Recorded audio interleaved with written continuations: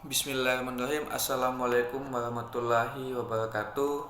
Perkenalkan, nama saya Jody Ferniawan, NIM 18024505030, salah satu mahasiswa agribisnis Fakultas Pertanian Universitas Cokro Aminoto Palopo. Nah, pada kesempatan kali ini saya akan menjelaskan mengenai beberapa pertanyaan yang menjadi salah satu tugas UAS saya, yaitu mata kuliah Hukum dan Politik Agraria. Nah, adapun soal yang pertama adalah jelaskan apa yang dimaksud dengan hukum dan politik agraria.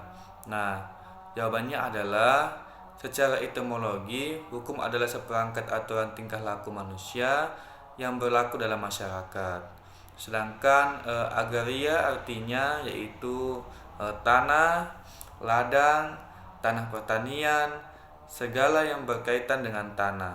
Jadi, hukum agraria adalah keseluruhan peraturan hidup manusia atau kaidah hukum yang mengatur masalah agraria. Nah, adapun soal nomor 2, yaitu jelaskan perbedaan antara hukum agraria adat dan hukum agraria barat. Nah, adapun jawabannya yaitu hukum tanah adat adalah keseluruhan kaidah hukum yang berkaitan dengan tanah yang bersumber pada hukum adat. Nah, objek hukum tanah adat adalah hak atas adat. Hak atas tanah adat ini terdiri atas hak ulayat dan hak milik adat. Adapun hak ulayat adalah hak dari suatu masyarakat hukum adat atas lingkungan tanah wilayahnya yang memberi wewenang tertentu kepada penguasa-penguasa adat untuk mengatur dan memimpin penggunaan tanah wilayah masyarakat hukum tersebut. Nah, hak ulayat ini terdiri atas hak untuk membuka tanah atau hutan dan hak untuk mengumpulkan hasil hutan. Hak milik adat adalah hak perorangan dan hak komunal. Sedangkan hukum agraria barat yakni keseluruhan kaidah hukum agraria yang bersumber pada hukum perdata. Kemudian adapun soal yang ketiga, yaitu sebutkan dan jelaskan 4 ciri pokok politik hukum agraria pada masa kolonial. Nah, jawabannya yang pertama adalah dominasi. Apa yang dimaksud dengan dominasi? Dominasi merupakan penguasaan pihak yang lebih kuat terhadap pihak yang lebih lemah. Kemudian yang kedua adalah eksploitasi. Eksploitasi adalah pemanfaatan yang secara sewenang-wenangnya atau terlalu berlebihan terhadap sesuatu objek yang hanya untuk kepentingan pribadi atau kelompok tertentu saja. Yang ketiga adalah diskriminasi. Diskriminasi adalah sikap yang membedakan secara sengaja terhadap golongan-golongan yang berhubungan dengan kepentingan tertentu, yaitu pembedaan tersebut biasanya didasarkan pada agama, etnis, suku, dan ras. Diskriminasi cenderung dilakukan oleh kelompok mayoritas terhadap kelompok minoritas. Kemudian yang keempat adalah dependensi. Dependensi adalah keadaan bergantung kepada orang lain karena belum dapat hidup mandiri atau memenuhi kebutuhannya sendiri. Adapun soal yang keempat, yaitu sebutkan dan jelaskan 4 hak-hak atas tanah barat. Yang pertama yaitu hak eigendom. Nah, apa sih yang dimaksud dengan hak eigendom ini? Yaitu sebagai hak individu tertinggi sekaligus juga merupakan hak penguasaan atas tanah yang tertinggi dalam hukum tanah barat. Jadi hak eigendom itu merupakan salah satu jenis hak atas tanah barat yang dikenal sebagai hak milik. Yang kedua adalah hak F-Pax, merupakan hak kebendaan yang memberikan kewenangan yang paling luas kepada pemegang haknya untuk menikmati sepenuhnya akan kegunaan tanah kepunyaan pihak lain. Pemegang hak F-Pax boleh menggunakan kewenangan yang terkandung dalam hak eigendom atas tanah. Yang ketiga adalah hak obstal, atau dikenal juga dengan sebutan hak numpang karang. Hak numpang karang adalah hak kebendaan untuk mempunyai bangunan, gedung, atau tanaman di atas tanah orang lain. Setiap orang yang mempunyai hak numpang karang atas sebidang pekarangan boleh mengalihkan kepada orang lain atau memberikan dengan hipotek. Kemudian yang keempat adalah hak gebruik adalah hak pakai dan hak mendiami. Diperbolehkan dan berakhir dengan cara yang sama seperti hak pakai hasil. Jadi hak gebruik merupakan hak pakai, yaitu hak pakai atas sebidang tanah pekarangan yang kepada pemakainya hanya boleh mengambil hasil-hasilnya sebanyak yang diperlukan untuk diri sendiri dan seisi rumahnya. Kemudian yang kelima yaitu sebutkan dan jelaskan atas hak tanah yang Anda ketahui. Nah, yang pertama adalah hak milik. Hak milik mengandung hak untuk melakukan atau memakai bidang tanah yang bersangkutan untuk kepentingan apapun. Hubungan yang ada bukan hanya bersifat kepemilikan saja, melainkan bersifat psikologis, emosional. Hak milik juga diperuntukkan untuk hanya diperuntukkan untuk yang berkewarganegaraan tunggal Indonesia. Nah, hanya tanah berhak milik yang dapat diwakafkan. Hak ini atas model hak atas tanah yang terkuat dan terpenuh. Yang kedua adalah hak guna usaha. Hak guna usaha adalah hak untuk mengusahakan langsung tanah yang dia kuasai oleh negara untuk usaha pertanian, perikanan, dan peternakan. Hak guna usaha dapat diperoleh oleh perorangan Indonesia atau perusahaan Indonesia. Jangka waktu hak guna usaha adalah 25 tahun bagi perorangan dan 35 tahun bagi perusahaan. Waktu tersebut dapat diperpanjang jangka waktu 25 tahun. Yang ketiga adalah hak guna bangunan. Hak guna bangunan adalah hak untuk mendirikan dan mempunyai bangunan-bangunan atas tanah yang bukan miliknya sendiri untuk jangka waktu paling lama 30 tahun dan dapat diperpanjang paling lama 20 tahun. Hak guna bangunan dapat diperoleh oleh perorangan Indonesia atau Badan Hukum Indonesia. Hak guna bangunan dapat diletakkan di atas tanah negara atau tanah hak milik.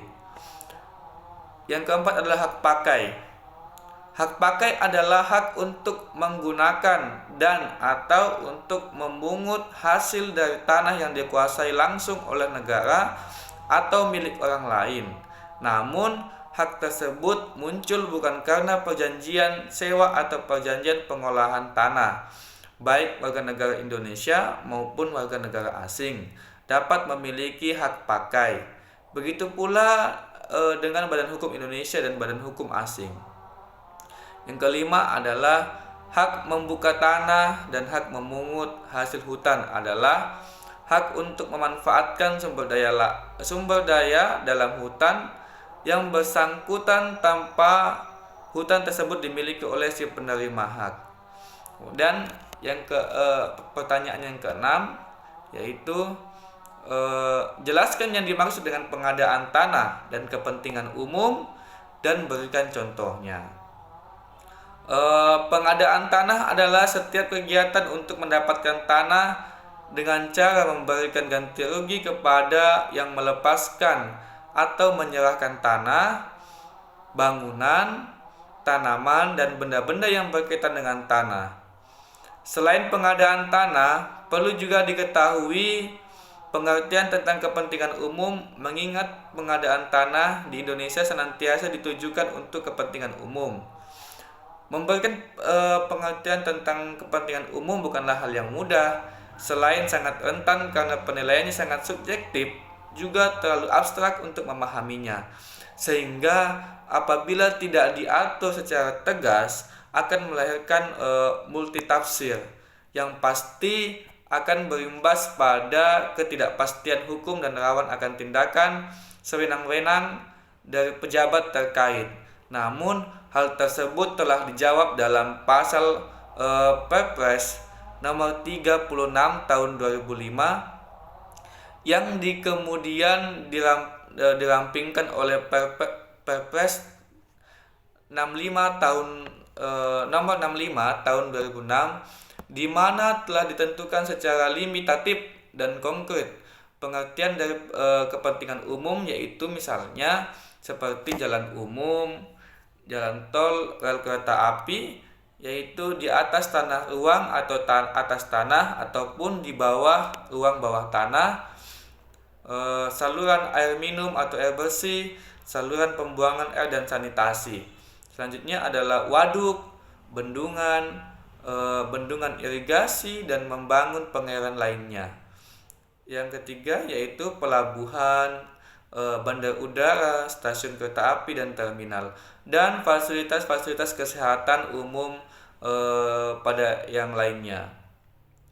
Adapun soal yang ketujuh yaitu jelaskan penyebab konflik agraria menurut Anda dan berikan contoh dan solusinya. Nah, menurut saya, konflik agraria merupakan konflik yang berhubungan dengan tanah. Konflik agraria terjadi karena berbagai faktor, di antaranya adalah penguasaan tanah, penguasaan atas tanah, serta perebutan sumber daya alam. Konflik agraria timbul sebagai akibat dari adanya ketidakserasian atau kesenjangan terkait sumber-sumber agraria yang tidak lain adalah sumber daya alam atau SDA. Pada umumnya, konflik agraria melibatkan banyak pihak serta banyak peraturan. Oleh karena itu, konflik agraria merupakan sebuah konflik yang kompleks.